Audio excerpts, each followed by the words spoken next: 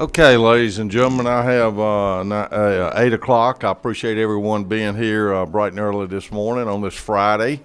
And we've got a lot of work to do this morning and very little time to do it. So I hope everyone is patient this morning. I'm going to ask my secretary, David Holson, if he'd open us in a prayer. Let us pray. Heavenly Father, just thank you for this day. Thank you for all the great things you do, Lord. Just allow us to come to work for the best interest of this state. Allow us to be your example. Lord, just be with us as we all travel homes today to see our families. And Lord, if you will, just be with us each and every day. And Lord, just thank you for all what you do. In your name I pray. Amen. Amen. Thank you. Well, we've got several bills on the agenda. I've got, I see Chairman Todd Jones, our Chairman of Technology and Infrastructure Innovation. A very innovative chairman. So great bill you got here this morning. And would you come and fill in our committee on HB 940? We're talking about, let's see, we got a sub. Yes. LC 550214S. Yes, sir. So it should be in everyone's folder. And the mic is yours. Mr. Chairman, thank you so much. I'm going to try and be as brief as possible because I understand that you have several other bills and we're going in at 9. This is a substitute to the bill that I presented to the committee last week. I want to remind you of the 3 reasons that I noted, and then one of the members of the committee added a 4th. One, the reason why we think this bill is important is because on your currency it does say legal tender for all debts, public and private. I think that's critical. Number 2, this allows for a continuation around the idea of privacy. There are some things that we should not track, and one of those things could possibly be a gift that you're purchasing or any other purchase that you have that you just want to do it in cash. And that's also from a cybersecurity standpoint. The 3rd one, to me, is effectively bringing the unbanked into our economy. Right now, depending on the estimate, we have between 9 and 15% of our state as unbanked. These are individuals that do not have credit card, debit cards, etc. And as I went through last week, the challenges of a prepaid debit card. The 4th one that was brought to me by one of the members of this committee was around choice or consumer choice and the ability to give the consumers the ability to not just choose, I'll say, electronic transaction, but also of cash. So so those are the 4 reasons for the bill. I want to bring your attention to the changes that we made in the bill since last week. If you could have the bill prepared and ready in front of you. If you go to lines 14 through 16, you will see that we have inserted the definition for a fully autonomous store. There are a few innovative retailers in the state right now that are literally, in a sense, unmanned other than inventory. And as you are walking through the store, putting your products into the grocery cart, it's literally doing a continuous adjustment of what you owe the store at that time. And then on your way out, you are effectively either being charged through your electronic payment or being charged possibly through something called Amazon Prime. You may have heard of it. So that is for fully autonomous store. If you turn your attention to lines 25 through 28, this effectively says you must have at least one cash option. So if you have ever been inside of maybe a big box retailer where there's maybe 20 self-service kiosks that say credit card and debit card only, we're saying that in that store you need to have one option for cash. And that can be a self-service kiosk, that can be a manned kiosk, or it can be a manned POS. But effectively you do have the option somewhere in the store to be able to take cash. Next, in lines 29 through 37, we carved out some exceptions to retail stores and restaurants. You will see in 30 through 32, effectively a venue hosting live events that holds more than 2,500 attendees. In 33 through 34, airports that have at least 500 takeoffs and landings. So an example I would give you, if you've ever been on Concourse A, I believe there is a Boar's Head kiosk there that's unmanned. So effectively you walk up, get the sandwich, swipe your card. On 35, that's where we discussed the carve out of the fully autonomous store, which I noted was defined in lines 14 through 16. And then in 36 and 37, for wholesale clubs, it was brought to my attention that there is a contract between you, and the wholesale club, when you decide to sign up for that and give them an upfront fee for an annual membership, that contract, if it has in there in terms and conditions that they do not accept cash, we're not going to get in the middle of that of that contract that you made with someone like a Sam's Club, a Costco, etc. Mr. Chairman, members of the committee, that is the explanation on the sub. Thank you, Mr. Chairman. I know you've done a lot of work on this bill, talked to a lot of different people, retailers that it would affect, and I really thank you for trying to cover all those and perfect this bill. I've got a couple of questions, maybe one question. I don't see any. I think you are very, very thorough in your explanation. So at this time, if it's the will of the committee, I will ask for a motion. Okay, I got a motion. Got a second. Do a motion on the original bill to pass and then pass the substitute. Okay. So we got a motion. We got a second. We need a motion on the substitute first. Or on the bill first, the original bill first. On the original bill. Okay. I'm sorry. So we got a motion and a second on the original bill. All in favor? Any other discussion?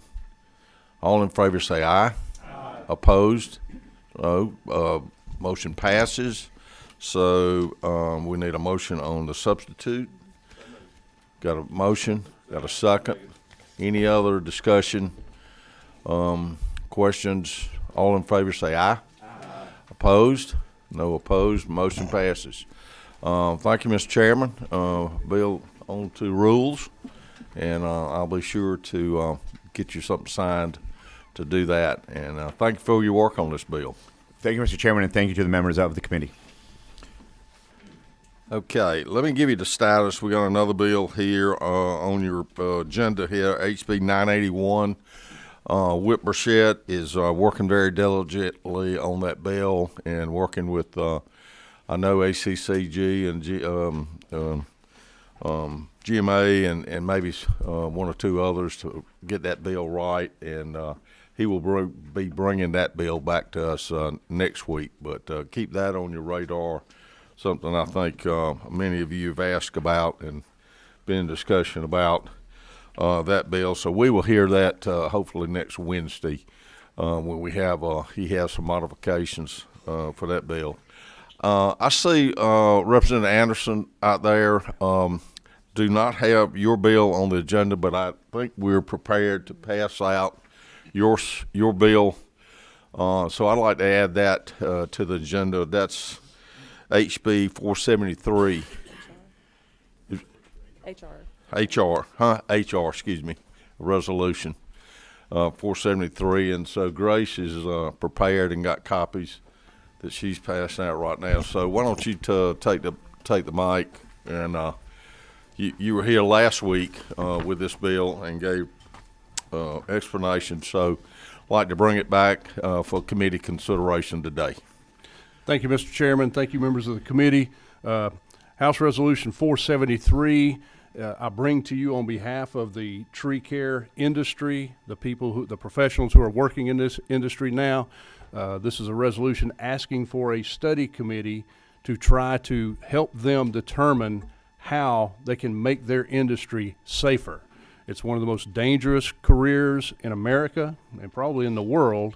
The projected death or permanent disability rate for this, based on an OSHA study from 2020, is 30 times the average career in the United States. So in addition to that, this is an industry, because of very lax guidelines, no uniform standards, that sort of thing. It's also one of the top complaint receivers through the Better Business Bureau and other consumer protection advocacies. So I ask for your favorable consideration in getting this resolution to the Speaker's office to consider for a study committee to help this industry find a solution. Thank you. We're also, I didn't mention the LC number. We're on LC 550056. Yes, sir. Is that correct? Yes, sir. Okay, thank you. Sorry, I should have clarified House Resolution that myself. 473. Got a question, Chairman Corbett. Thank you, Mr. Chairman. Thank you for bringing the bill. At the proper time, I'd like to make I think we need to make an amendment on the last line. It's abolish this committee at December 1st, 2023. I'd like to offer an amendment, Mr. Chairman, if the will of the committee, to change that to 2024.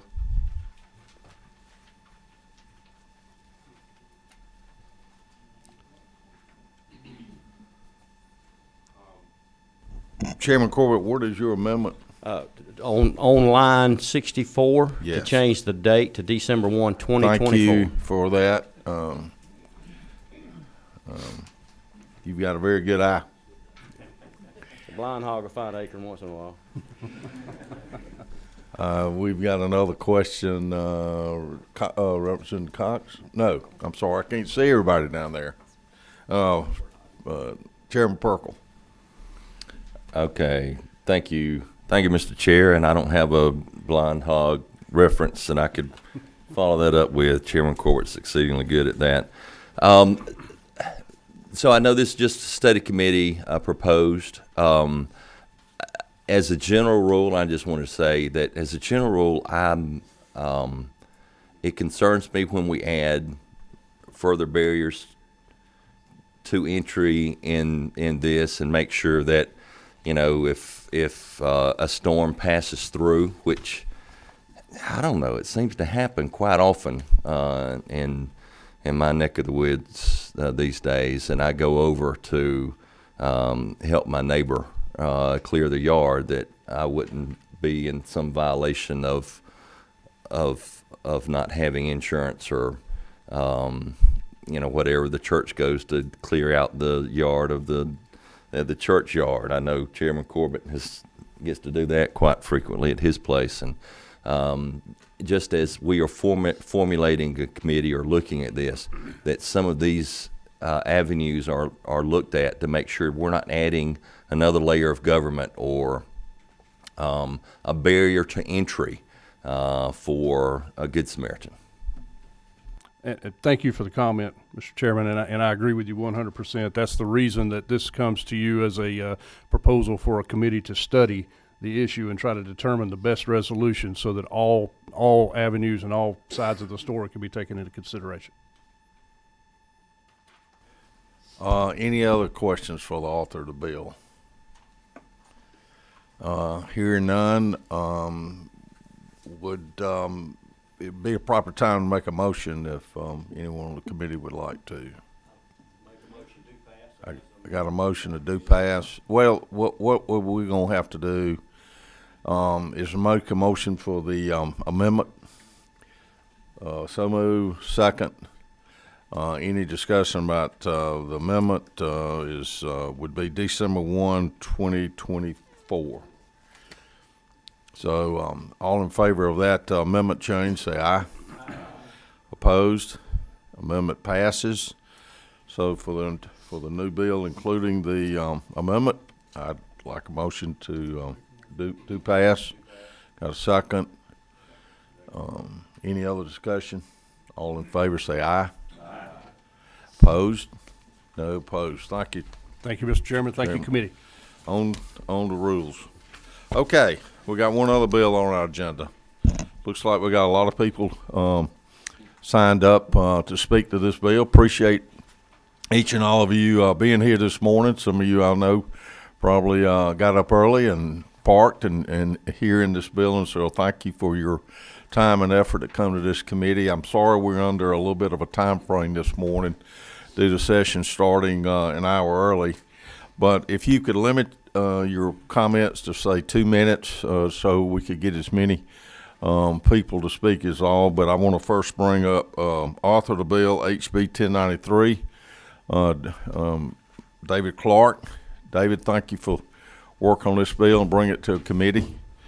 And I will let you, I think everyone's got a copy. And let's see, what number are we working off of? Be LC 44267-6S. Correct. So this is a sub. All right, floor is yours. Awesome. Thank you, Chairman. And good morning to the committee. Thanks for waking up early, 8 a.m. Appreciate it. First, want to say on this bill, I know we have people who want to speak on this. We're all passionate about our country and making sure that we always do right with any bill that we bring forward. We'll say that myself and Chairman Clay Parker, we have read almost every bill that nationwide that's been dropped or passed to make sure we have the most balanced bill that serves all of America and also adheres to the Constitution and all that. So I believe this bill, hands down, is the best bill in this nation that's very well balanced. It will stand in court, it's legal, and it stands for all of America and puts all of us first. So with this bill, essentially, it's just protecting our agriculture lands here in the United States. Because, two things that since the beginning of civilization has been two things that matter the most in any country is the water supply and the food supply. Those matter in a country to our communities, to our nation. And so what it does is those who are on the U.S. Department of Commerce, who are on the foreign adversary list, the, in quote, naughty list, and hopefully they will all come off one day. Hopefully we can, strengthen those ties and they're not on that. But it's been put on by the U.S. Department of Commerce, and it would, on agricultural land, would protect it from those on the foreign adversary list who have been physically absent from the United States for more than 6 months out of any 12-month period. Also has been physically absent from Georgia for more than 2 months out of any 12-month period. And it would also include ownership of at least a 25% of which is composed of any corporation, partnership, limited partnership, trustee, or other business entity. So just a balanced protection of making sure those who are from this foreign adversary list are not coming over here, buying up our valuable agriculture land for bad reasons, bad intentions. We also allow 10 miles around military bases, protecting 10 miles around military bases, but does allow on residential property means a single family, 2 family, 3 family, and a 4 family residential real estate. So we want to make sure being balanced, staying within the law. I've had my real estate license since 2012 and still have it. And I think it's very balanced, adhering to the Constitution, to our laws, to fair housing and all that. That's pretty much the gist of the bill. I'll take any questions, but I can tell you I would not bring any bill with my name on it that discriminates against anyone. But I believe I serve in uniform. I've served for almost 12 years now, still serving. I've taken this bill. I've been blessed. I think besides someone who has come from North Korea, I've served with everyone who's on this foreign adversary list. I've served with them. I brought this bill up. I've talked to them saying, hey, what are your thoughts, right? Because they came from these countries.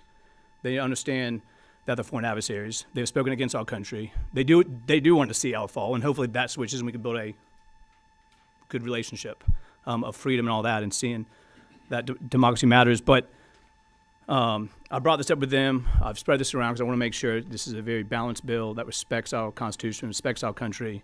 And all of us are immigrants. Unless you are an Indian. We're all immigrants, no matter what generation you came from. And there's no such thing as to discriminate against that. I've served with everyone who's served to my left and right. I've lost a number in combat, serving overseas. And it's the red, white, and blue. It's putting our country first, putting our whole nation, every community first. And so I believe this bill is balanced. I'm excited to be carrying it. And I'll answer any questions that the committee has. Okay, thank you, Representative Clark. I failed to mention, this is a hearing only today on this bill, and so we've got lots of questions. Representative Cannon. Thank you, Mr. Chairman, and thank you for the bill. Can you tell me the names of the countries that are banned as part of the legislation or the proposal, and if those countries already own land in the United States or in Georgia?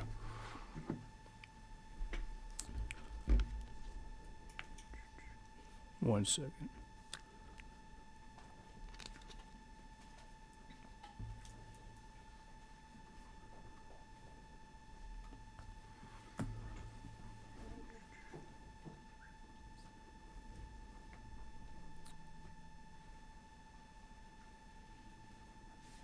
think right now we have the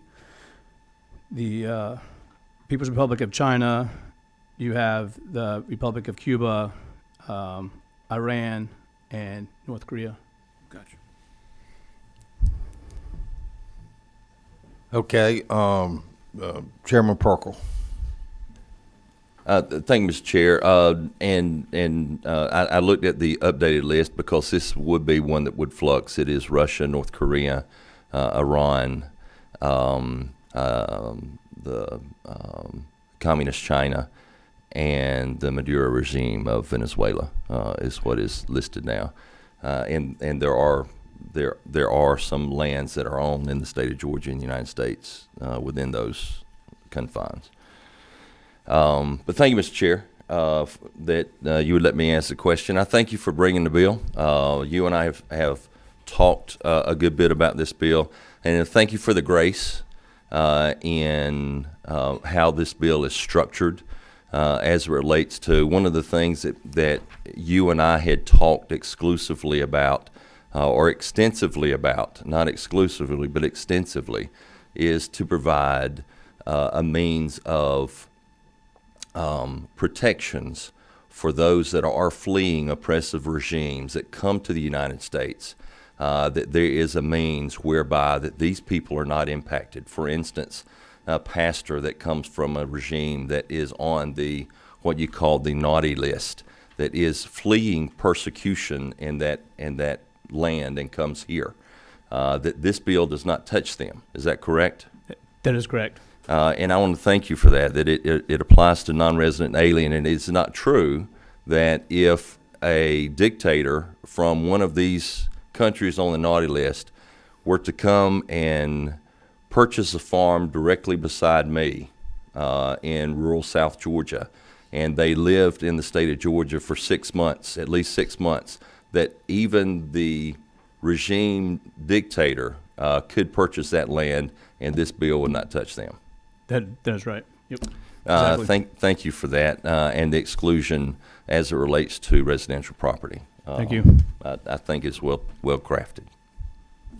Thank you, Mr. Chairman. And I want to thank you for all your hard work on this bill. You had this similar bill through this committee last year, and you have been so interested and so supportive of this bill and input. So thank you, Chairman Perkle, for all your efforts on this behalf.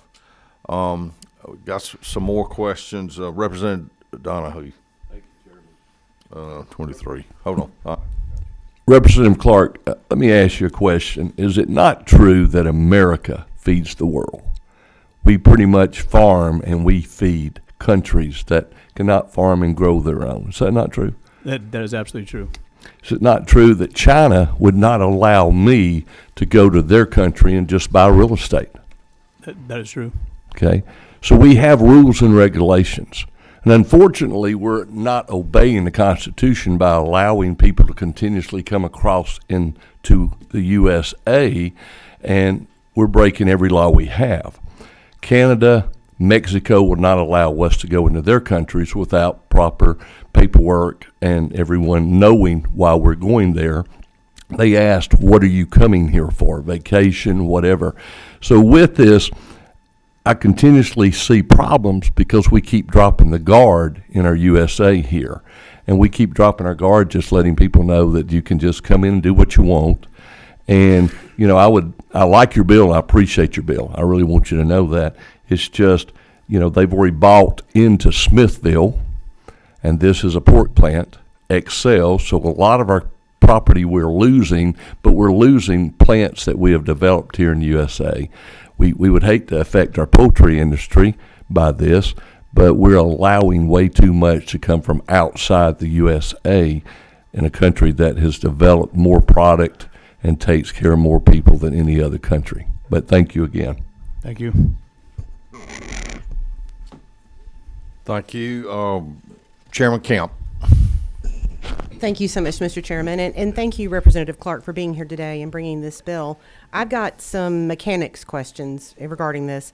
Number one, on line 61, it talks about A broker who is engaged by a client who is a prospective buyer or seller of possessory interest in agricultural land shall timely disclose to said client the requirements and limitations of this code. As a real estate broker, this is of particular interest to me because even though I wish all transactions happen through real estate brokers, oftentimes there's land acquisitions and sales that take place. There's no broker involved. Would the broker at that point be the closing attorney? Who would be responsible for disclosing, I guess is my question. I know you have to disclose it to the client, but this is going to have to be monitored in some way. So I'm trying to figure out who would be the reporting factor and who would be required to report. Yeah, great question. I'm open if we need to, add some language to tighten up or, make sure that that is being covered. I mean, usually, the broker's doing all that, but there are land deals and stuff done that's separate from that. So Well, and that would add another layer to, I guess, the National Association or Georgia Association of Realtors contract, or even there's contracts that are outside of that, simply because, let's say you and I, for example, I decided I want to sell a piece of land to you, regardless of any of this. We don't have to use any broker per se. We could just basically draw up something on notebook paper and take it to an attorney, and he may clean it up for us a little bit, but that would be the only thing that would happen. And there are land deals that happen also that do not go through a real estate agent, quitclaim deeds and other things. So I'm trying to figure out, and I'm a mechanics person, forgive me for this, but I'm trying to figure out how would you identify who to talk to, number one, and would you have to disclose it to all people? Because it would be discriminatory if you didn't disclose it to every single person, regardless of what they look like or what they sounded like when they spoke. So most certainly we don't want to do any discrimination. So I think that's something we probably need to work on. yeah, and it's definitely something I do believe needs to be disclosed to everyone. Because, it's all of our responsibility as citizens to make sure we're protecting our nation, protecting our communities. So yeah, we can work that and make sure it's. I'm open to it. If you're interested, I would be willing to sit down with you and give you my thoughts if you're interested. Okay, yeah, that'd be awesome. All right, thank you. Thank you. Thank you, Representative Lim. To my seatmate, who I just realized I currently have a possessory interest in his famous American flag suit that I need to get back to you. I, like you, and you know this, I understand the importance of national security. I just had a couple of questions, and I will, just as a disclosure, they do stem a little bit, at least, from the fact that, to use the definition of this bill, I was once a lawful non-resident alien on the way to becoming a lawful permanent resident and then a citizen, and also that my mom and father, both before and buying a house for our family, had to leave Georgia, and I'm specifically Georgia, for long periods of time. My dad had to work for many months, many years even in Michigan while we lived in Georgia. And my mom had to go home at times to care for ailing people, family members in the Philippines. I am part Chinese ancestrally, but I'm not one of the foreign adversary countries here, but I do know people, including some of my constituents, who are. And like you said, a lot of them are those who have actively opposed and fled these oppressive regimes, which, to be clear, those that currently on the list very much are. Because like you, I do share that interest in not wanting to perpetuate unintentional discrimination on innocent people, like-minded people looking for a start. Like you said, our British forefathers, our forefathers were escaping the British themselves, doing agriculture here. It is important to clarify the provisions. So I have two of them that I want to have clarified. One is on line, I think it's line 18 on the current bill. Do you have a definition for legal resident? Because I do think that is important, because it has several different meanings if you're just referring to federal or other laws. And number two, on lines 20 through 23, has been physically absent from Georgia or the United States for any number of periods. It sounds to me like it's not just the last 12 months, but any 12-month period that's ever existed. And that it also includes any 12-month period after a person has already bought the property at issue. And I wanted to know if my understanding of that was correct as well. So just those two provisions I'd love some clarification on.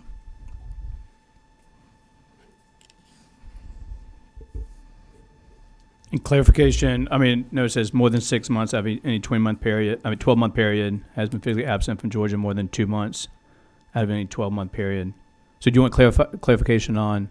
Yeah, because it specifically says any 12-month period. So to me, that means not just the last 12 months.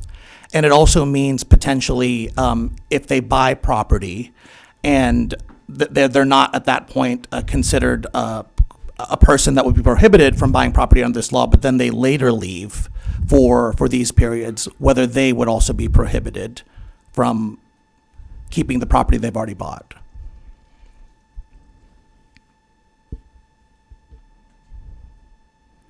I'm pretty sure, yeah. I mean, they would be prohibited if they did not follow according to those lines right there, 6 months of any 12-month period or 2 months out of any 12-month period.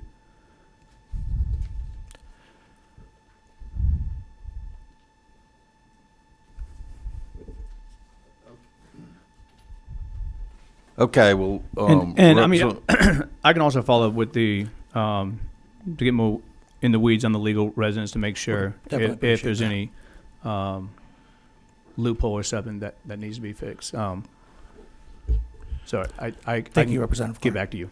Thank Okay. you. we got a couple more questions, then we're gonna take some comments from the audience. So keep your questions short, short if you can. Representative Carter. Good morning, thank you.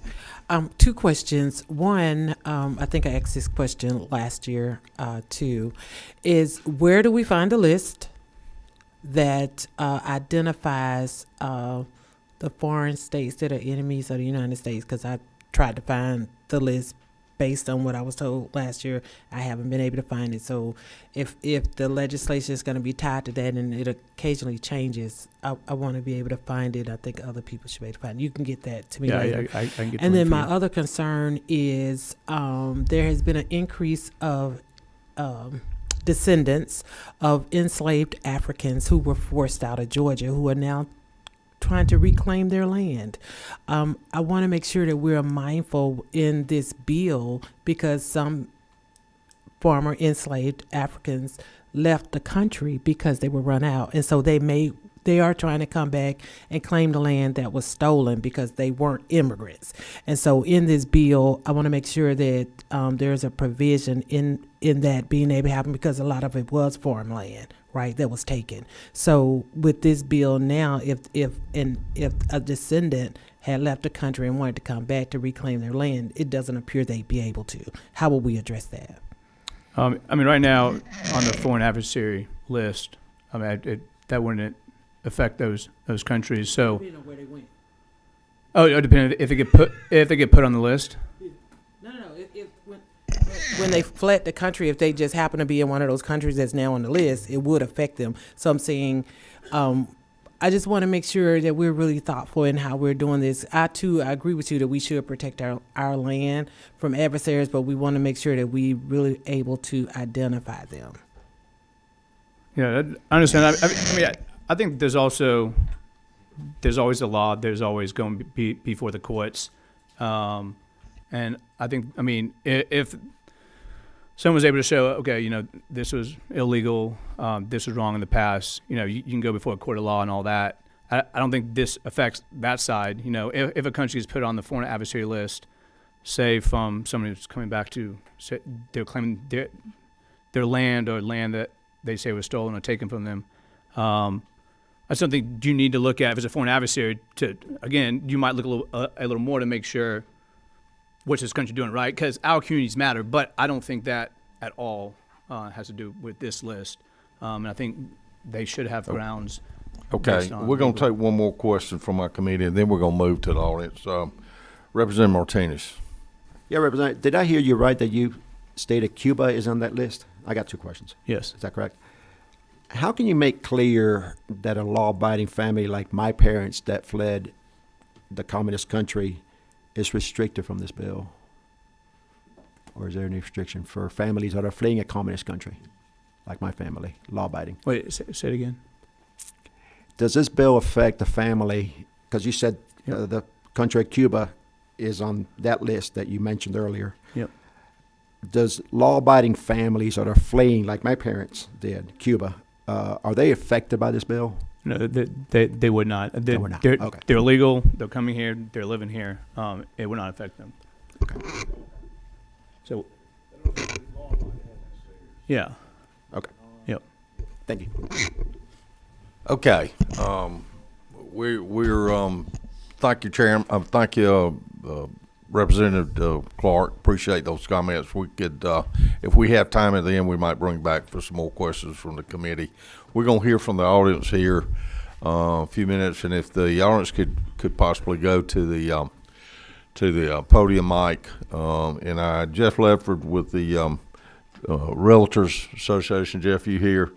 We'd love to hear your comments on this bill. You were first to sign up here, so thank you for being here this morning. Thank you, Mr. Chairman, and members of the committee. I don't have the LC in front of me, but I've read this bill and versions of it enough to know what our concerns are. First thing I want to say is this is not an immigration bill. This is not, I would say, even a national security bill. This is about land. And that's what we focus on. That's our area of expertise, and I'm going to try not to speak outside of that. But in 1968, the U.S. government passed the Fair Housing Act so that everybody has an equal chance to have housing. What that means is if it involves a dwelling somewhere where I'm going to reside, I cannot ask you a number of things. One of those is your country of origin, race, sex, national origin, religion. There's a number of protected classes. Though this bill, we understand the intent, and I think we could propose something that could do exactly what you want to do without violating fair housing. I'd be more than happy to help with that. If I ask someone where they're from, I violated fair housing, I will lose my license. I used to regulate that in the state of Georgia, and it's recodified in 434025A. If I ask those questions, I will lose my license, and I will also face violating fair housing in federal court.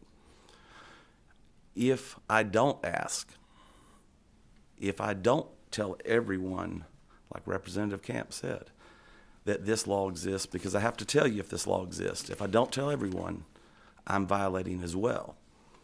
If I am leasing you an apartment, if I am the University System of Georgia, and you are a student in my dorm, I'm going to be committing a felony by leasing to someone who is from a certain country.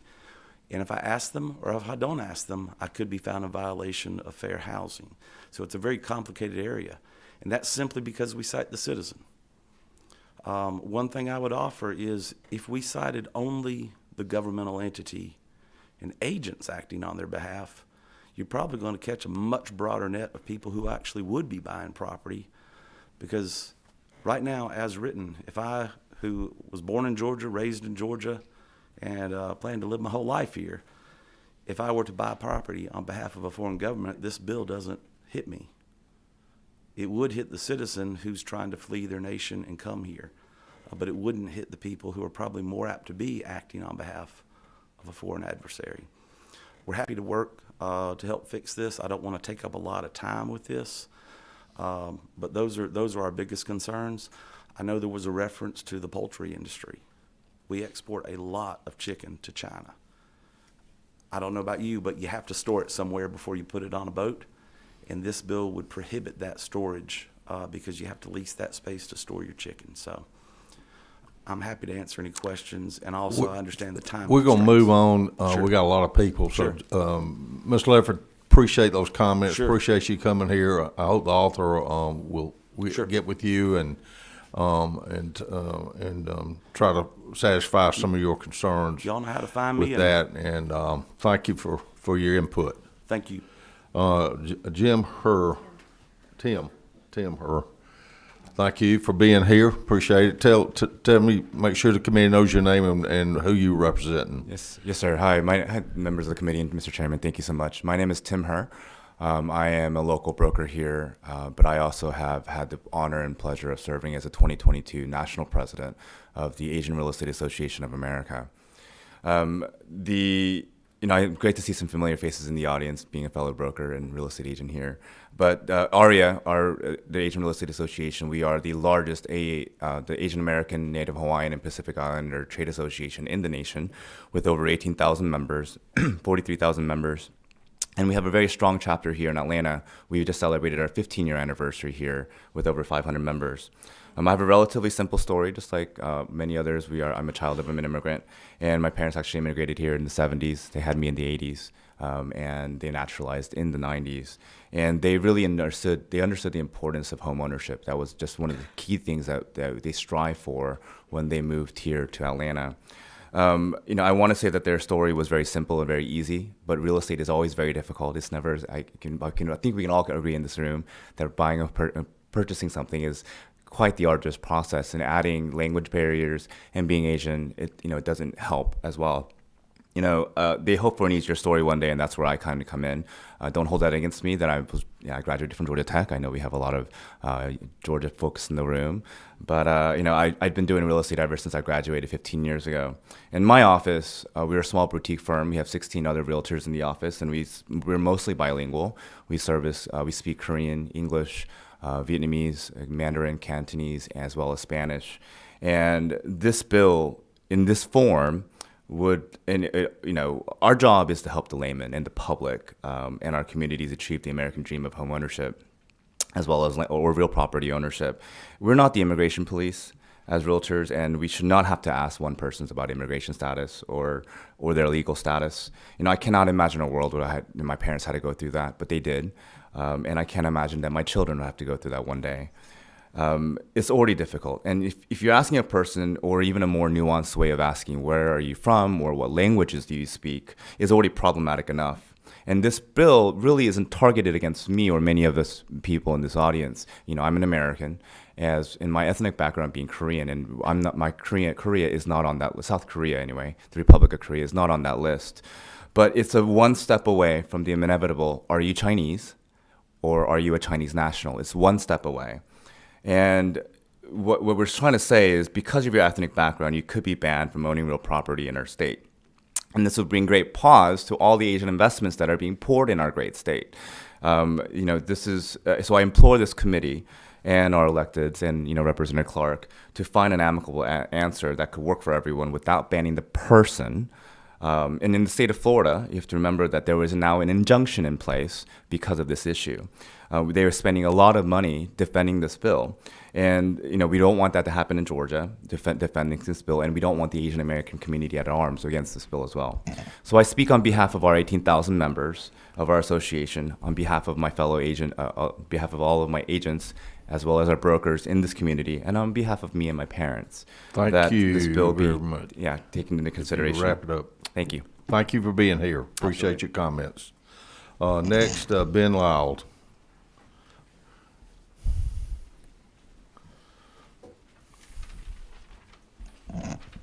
Welcome. Good morning, Mr. Chairman, members of the House Agriculture and Consumer Affairs Committee. My name is Ben Lind, and I'm Policy Counsel with the ACLU of Georgia. I appreciate y'all having this opportunity to allow us to speak today. I know I haven't had an opportunity to meet many of y'all because usually we don't have a lot of issues with the bills that come out of House Agriculture and Consumer Affairs, but unfortunately today we've got some concerns about HB 1093, which represents a new law that recalls similar efforts over the past to weaponize false claims of national security against Asian immigrants and other marginalized communities. It's very difficult for me now as a veteran and lover of history to recall the horrors I felt in high school when I learned about bills like the Chinese exclusion laws and alien land acts, and to see my state government trying to do similar laws back in 2023, regardless of motive. For those of you who've had a little bit of time since high school, I wanted to point out that in the early 1900s, politicians from across this country used similar justifications to pass alien land laws and prohibit Chinese and Japanese immigrants from becoming landowners. These racist policies not only hurt immigrant families financially at that time, but also severely exacerbated violence and discrimination against Asian communities living in the United States. Needless to say, these are not laws that are looked upon with fawning admiration to history. And it's, regardless of the concerns, which I do understand about where we got to the bill today, I don't want to have a through line from discriminatory practices of the past being codified in Georgia law today. Like an unfortunate number of bills entertained by states across the United States, including Florida, Texas, and Arkansas, HB 1093 sets a clear message, and that's Georgia believes that property ownership by certain non-citizens is a threat to national security. This is a baseless claim. Like these laws are based on false claims about national security, despite no evidence that real estate purchases by people of China, or Venezuela or North Korea are actually a threat to national security. There's no evidence that they're causing harm, and there's a long history of similar policies making discrimination and violence against immigrations worse. I don't have to tell you that members of the Asian communities are experiencing historic highs in discrimination and hate crimes in the modern discourse now. Okay, if we could keep it short. Of course, and I wanted to harken back to the last point about Florida's law, and it has been enjoined by the 11th Circuit, the same circuit that will hear this law if it's passed by Georgia. That was on federal supremacy. This is something that's already being checked by the federal government, and they have the law of the land on immigration issues and also on equal protection grounds. We just hope that you'll reject this bill today or when this bill comes up for a vote. Thank you very much for your time. Thank you for being here. Thank you for your comments. Amy Huskins, are you here? Thank you for being here. Hello. Hi. I've appeared before you all before. Jeff and I last year, you all you passed the broker bill, the MV Realty broker bill, and we are so thankful for what you did last year. I'm here today, not on behalf of the State Bar of Georgia. I've appeared on behalf of that group before, but I'm here today as I was asked because my law firm, move out of the way, is, okay, very short. So my law firm, especially my partners in Washington, D.C., I have several partners in Washington, D.C., who are experts in the federal law that is supreme over all the state laws regarding protection of national security in connection with real estate purchases and real estate acquisitions. And I do want to mention, I request, and I've not seen the most recent substitute bill, I'm sorry it's not on the website yet, but to the extent that a felony provision remains in the current version of the bill, please take it out. My law firm, we have actual knowledge of companies, huge U.S. companies, based on the Florida bill from May of last year, that have pulled out of Florida. It's too risky. They're not from China, but it's just too risky because of the felony aspect. You don't need a felony provision in this bill to enforce this bill. So please take that out. And number two, I would be happy to help out because of our expertise with CFIUS, the federal agency and the federal laws that govern what's trying to be governed here.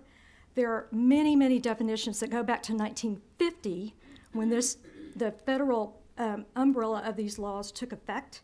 And I'm happy to help out because this current version does not have definitions that would comply and not be in conflict with the federal agencies and the federal laws that govern the very same topic. So I'm happy to help out later. Thank you. Thank you, and I thank for those comments. Those of you that speak, if you'd like, I'd love to have your contact information. My AA, Grace Finney over there. We're getting close to time for session to start. I'd love to be able to take one or two more. If Jennifer Lopez could come to are you available? Good morning. Good morning, Mr. Chairman and members of the committee. My name is Jennifer Lopez, and I'm with the Georgia Latino Alliance for Human Rights. Thank you. So as soldiers went overseas to fight in the Vietnam War, the responsibility to find a place to call home fell back on young African American and Hispanic men.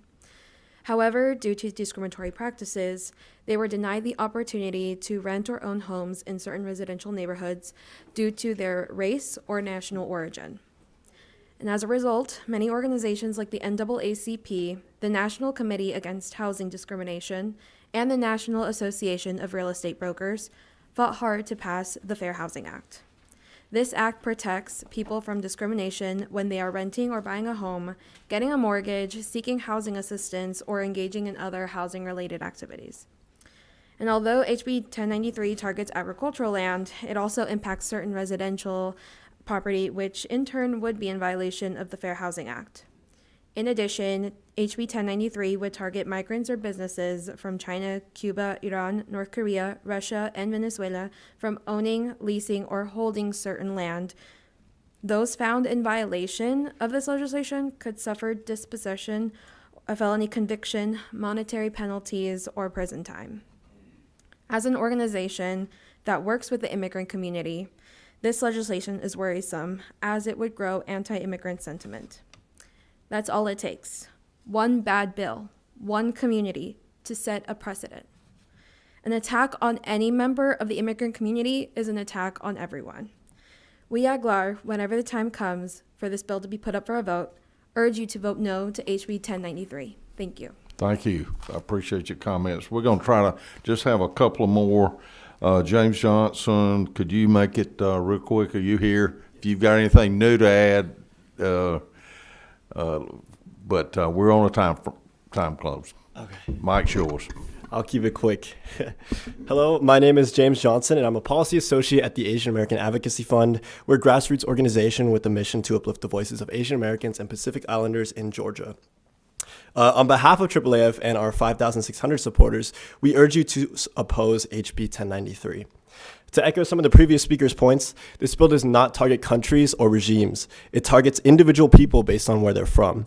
And assuming a person's loyalty and trustworthiness based solely on their country of origin is completely unfounded. We collaborate closely with the immigrant community in Georgia, many of whom are business owners, educators, and integral contributors to the local economy. And what we consistently witness is a deep love for this country and a deep love for the state of Georgia.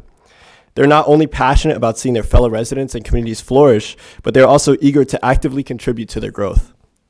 Regrettably, this proposed bill poses significant barriers that would hinder these valuable community members from living the American dream to own property and a home. And not only would it create such barriers, but it would criminalize these community members as well, creating a felony for anyone who violates this bill with a prison sentence of 1 to 2 years and or a fine of $15,000. And with the Georgia Department of Corrections already having a budget of over $1.3 billion, do we really want to be spending more taxpayer money and bureaucratic time processing these people who have done nothing wrong? Okay, thank you very much for your time. We're out of time. I know we've got 2 other speakers. I would love to have your comments. If you have got them, could get them in any written form, get them to my office. We'd love to have those and keep those. I'm sorry, with the session starting at 9, we've just got a hard time Representative Clark.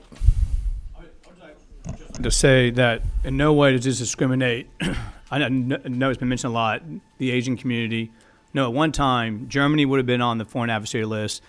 The UK would have been on the list. So this has nothing to do with any nationality. This is about, and the Chamber of, Department of Commerce, the foreign adversary list right now is by the Biden administration. So this is what they have put as foreign adversaries, and it could be any country. So this is not about going after one group. I would never stand for that. This does not do that, and it does not stop those who are coming here, chasing the American dream, chasing after freedom, coming here legally. They can buy agricultural land. They can buy residential properties. This is targeting on foreign adversary countries who are coming here, who are on that list, who are not here to live. You know, again, it's 2 months out of any 12-month period in Georgia or 6 months in the U.S. So it's very specific, but at the same time very broad to let people who are coming here for the right reasons who are seeking asylum. So okay, thank you, yes, thank you. For those comments. We got to get over to the Capitol. Any member of the committee would like to engage with the author of this bill, comments? I know we had other questions, inputs. I'm sure the author would love to hear from you between now and next Wednesday morning. So with nothing else, meeting adjourned. Thank you for your patience.